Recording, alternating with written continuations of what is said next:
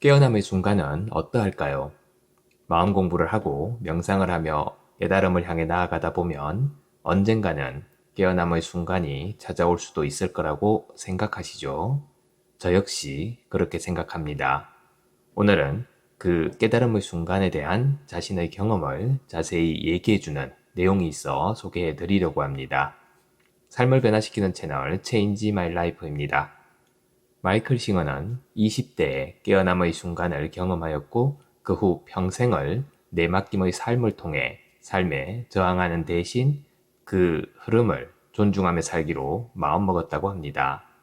그의 책 될 일은 된다는 이러한 결심을 한 이후로 펼쳐진 40년간의 경이로운 여정에 관한 책인데요. 아마 여러분도 첫 장을 넘기면 끝까지 손을 놓지 못할 겁니다. 그는 20대의 명상에 깊은 관심을 가지고 있었고 어느 날 친구들과 캠핑을 갔죠. 홀로 나와 산책을 하며 조용한 호숫가에서 명상을 하기 시작하는데요. 그럼 그의 얘기를 들려드리겠습니다. 저는 결과부자를 틀었습니다. 제가 그 자세를 오래 취할 수 있을 만큼 능숙하지 않다는 것은 알았지만 그래도 처음에는 정식 명상 자세를 취하는 게 좋겠다고 생각하였죠. 저는 등과 목을 바르게 펴고 배의 들고남에 집중하면서 호흡을 지켜보기 시작하였습니다. 선의 새 기둥이라고 하는 책에서는 무 소리를 복부, 더 정확하게는 배꼽 아래에서 내라고 하였기에 저는 호흡이 배 아랫부분에서 들고 나는 것을 지켜보았습니다. 평소 명상할 때보다는 더 오랫동안 앉아있을 작정이었기 때문에 의도를 세우고 훨씬 강도 높고 진지하게 집중을 하였죠. 저는 어느 때보다도 깊은 상태로 들어갔습니다. 복부가 들고 나는 것에 집중하다 보니 콧구멍으로 내쉬는 숨과 배 안의 움직임이 유기적으로 연결되면서 어떤 기운이 형성되는 것 같았죠. 숨을 천천히 내쉴 때마다 따뜻하고 기분 좋은 어떤 감각이 배 아랫부분에 가득 퍼졌습니다. 그 감각이 너무나 좋아 제 주의는 자연스레 그곳으로 집중되었죠.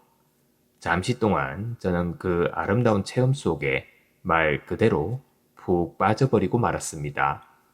어느 정도인지 가늠조차 할 수 없는 시간이 흐르자 머릿속의 목소리가 이 얼마나 아름다운 경험이냐며 이것이야말로 진짜 명상이 틀림없다며 다시 짓거림을 시작하였죠. 의식이 그 목소리 쪽으로 끌려가면서 호흡에서는 자연히 멀어졌습니다. 그렇게 명상은 자연스레 끝난 것처럼 보였고 저는 제 평소의 정신 상태로 돌아오기 시작하였습니다. 하지만 이번 명상은 달라야 했죠. 깨달음을 얻지 않고서는 일어나지 않겠다고 다짐까지 했으니까요. 저는 의도를 세우고 새로운 마음으로 복부의 움직임과 무 소리에 다시 집중하기 시작했습니다. 그리고 내쉬는 숨과 복부의 온기를 하나로 있는 부드러운 기운의 흐름 속으로 다시 한번 빠져들었죠. 그 기운은 집중이 깊어질수록 훨씬 강해졌습니다.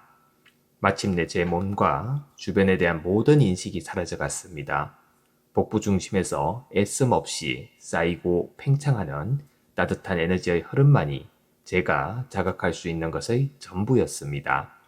저는 그곳에 없었고 오직 흐름만이 존재하였죠. 때때로 아주 잠깐 동안 나라는 의식이 돌아오면 저는 알아챈 즉시 의도를 세우고 뇌시는 호흡과 복부의 움직임으로 다시 초점을 되돌렸습니다. 그러면 그 순간 저는 다시 사라졌죠. 깊은 상태에서 들고 나는 이 경험은 오랜 시간, 어쩌면 몇 시간 동안 계속되었습니다.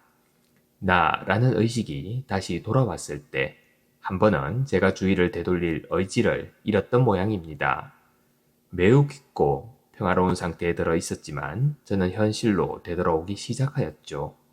실제로 얼마나 오래 앉아 있었는지는 모르지만 맨 처음 의식된 것은 다리의 통증이었습니다. 결과부자 자세로 오래 앉아 있었더니 다리가 너무나 아팠죠. 마음의 목소리는 아직 돌아오지 않은 상태였습니다. 저는 약간 멍하게 하지만 방금 경험했던 체험에 깊이 취한 채로 크나큰 평화를 맛보며 그곳에 앉아 있었죠. 아마 계속 그렇게 현재의식으로 서서히 돌아오고 있었던 것 같습니다. 그런데 실로 놀라운 일이 일어났습니다. 나라는 의식의 자리 뒤편에서 어떤 소리가 우렁차게 울려 퍼졌습니다. 그것은 매우 준엄하게 말하였죠. 너는 너희 너머에 무엇이 있는지 알고 싶은가? 알고 싶지 않은가? 그것은 제가 그토록 맛씨름을 해온 마음속에서 제잘거리는 목소리가 아니었습니다. 이 준엄한 호통은 저를 존재 깊은 곳까지 뒤흔들었죠. 저는 그 질문에 굳이 답할 필요를 느끼지 못하였습니다. 저의 세포 하나하나가 더 깊이 들어가기를 갈망하였기 때문이죠. 저는 다시 숨을 들이쉰 후 저희 깊은 곳까지 가 닿을 수 있도록 길게 내쉬었습니다. 저는 또 한 번 사라졌습니다. 나라는 의식이 다시 형성되기 시작했을 때 존재에 대한 경험이 그 이전과는 매우 달라져 있음을 느꼈습니다. 다리의 통증이 느껴지기는 했지만 그것은 아주 멀게 느껴졌고 고통에는 그것만의 따스함과 아름다움이 있다는 것이 느껴졌죠. 신체에 대한 인식이 일부 돌아오자 저는 머리를 약간 앞으로 기울이고자 하였습니다. 그러나 아무것도 움직이지 않았죠. 이마가 벽에 눌리고 있는 것만 같았습니다. 무언가 매우 단단한 것이 버티고 서서 머리를 앞으로 약간 움직이는 것조차 허용하지 않고 있었던 겁니다. 그 순간 저는 깨달았죠. 집중이 강도 높게 유지되자 제 이마로부터 흘러나온 어떤 기운이 아랫배의 단전까지 내려가면서 경계가 분명한 하나의 장을 형성했다는 것을, 이 말이 분명 이상하게 들리겠지만 제 힘으로는 결코 밀어낼 수 없는 강력한 자기장이 제 앞에 놓여 있는 듯한 느낌이었습니다. 제가 경험한 그 강력한 에너지는 이게 다가 아니었죠. 저는 결과부자를 턴 상태에서 발이 교차하는 지점에 두 손을 포개고 있었는데 이렇게 되면 손과 팔과 어깨 전체가 하나의 큰 원을 그리게 되는데요. 이 원이 또 다른 힘의 장으로 변했던 겁니다. 저는 앞으로도 옆으로도 움직일 수가 없었죠. 수직으로 뻗은 에너지의 흐름이라고밖에 설명할 수 없는 어떤 힘에 의해 저는 꼼짝없이 갇혀버리고 말았고, 그 흐름은 제가 숨을 내쉴 때마다 더욱 확실해지고 강렬해졌습니다. 이 모든 경험이 워낙 압도적이었던지라 주변에 대한 인식은 아직 돌아오지 않았죠. 저는 저의 신체가 이 에너지 흐름에 압도되었음을 알아차릴 수 있을 정도로만 현실로 돌아온 상태였습니다. 이때 다시 한번 그 외침의 소리가 들렸습니다. 너는 너희 너머에 무엇이 있는지 알고 싶은가? 알고 싶지 않은가? 저는 즉시 숨을 깊이 들이쉬고 대단히 주의 깊게 천천히 코로 숨을 내쉬었죠. 그러자 내쉬는 숨이 제 앞의 자기장과 부딪히며 위로 꺾여 올라갔습니다. 그렇게 위쪽으로 올라가는 힘과 안쪽으로 내려오는 힘이 맞물리면서 저는 더 깊은 곳, 나라는 의식의 너머로 점점 들어갔죠. 한 번 더 숨을 들이쉬고 내쉬자 저는 완전히 사라져버렸습니다. 아마 당신은 제가 간 그곳이 어디냐고 물어보고 싶을 겁니다. 타당한 질문이죠. 하지만 저는 그 질문에 답해줄 수가 없습니다. 단 하나, 매번 떠날 때보다 훨씬 더 고양된 상태로 되돌아 왔다는 것만이 제가 아는 전부이죠. 그 어딘지 모를 곳으로부터 다시 돌아오자 모든 것은 확연히 달라져 있었습니다. 돌아왔다는 사실에 대해 미묘한 수준의 저항조차도 생기지 않았죠.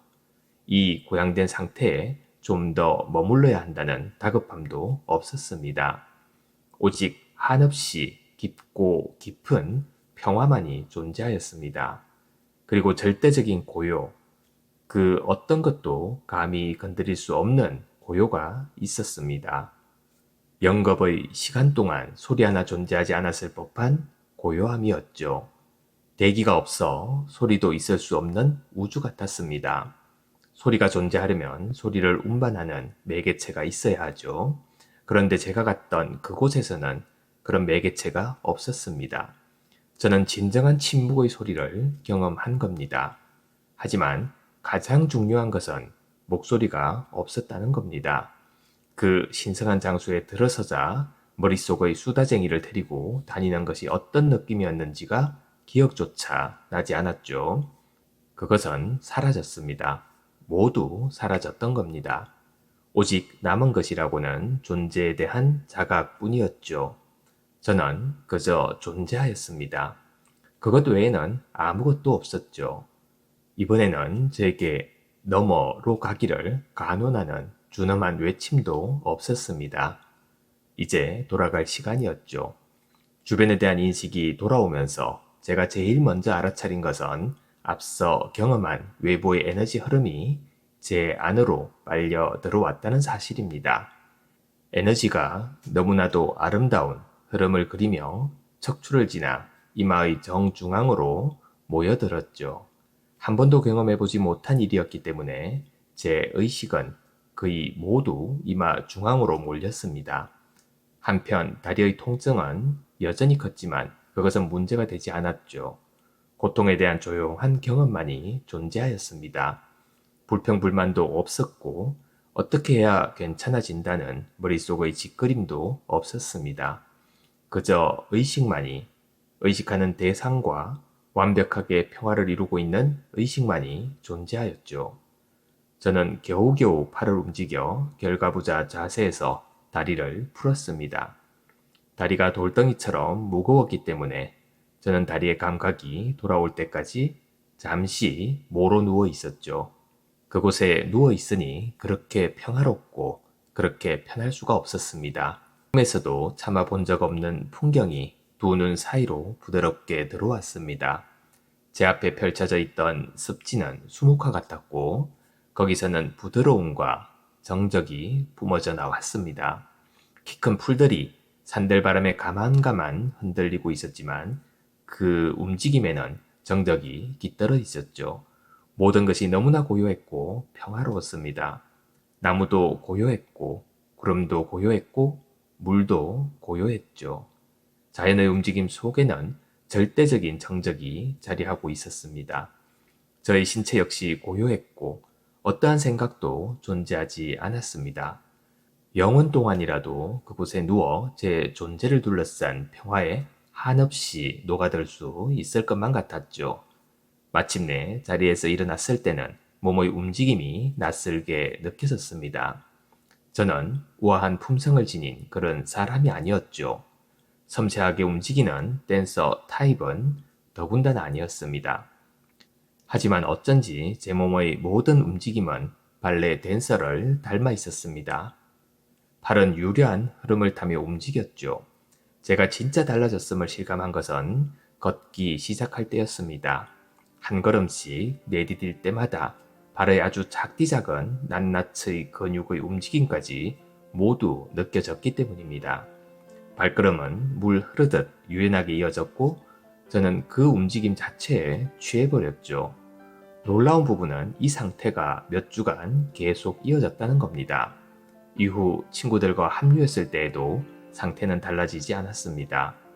홀로 있었던 2~3시간 동안 저에게 어떤 일이 벌어졌는지를 친구들에게 설명하거나 묘사할 필요를 느끼지는 못하였습니다. 거의 말을 할 수가 없었죠. 모든 것이 너무나 아름다웠고 고요하였습니다. 그 고요함, 그 절대적인 고요, 외부의 소리마저도 그 정적을 깰 수는 없었습니다. 외부에서 소리가 존재했지만 제 내면의 그 자리로부터는 너무나 멀리 떨어져 있는 것처럼 느껴졌습니다. 마치 성체를 둘러싼 해자처럼 저의 고양된 상태를 둘러싸고 있는 두터운 평화가 그 어떤 것의 접근도 허락하지 않았습니다. 감사합니다. 매일 아침 소중한 메시지를 전해드립니다.